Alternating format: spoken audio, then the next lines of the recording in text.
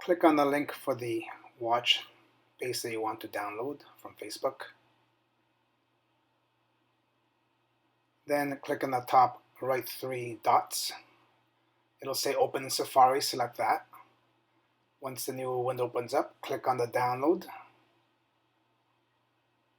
Download once again. Once it finishes downloading, click on the top right hand and you'll see the clock face that you just downloaded.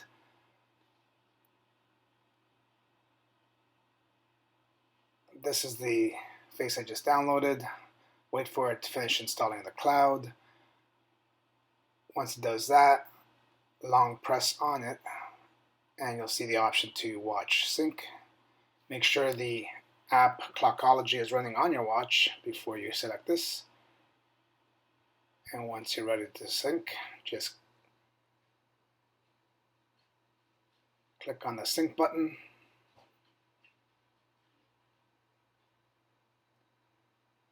And within a few seconds, the new watch face will be installed on your Apple Watch. There it is. Done.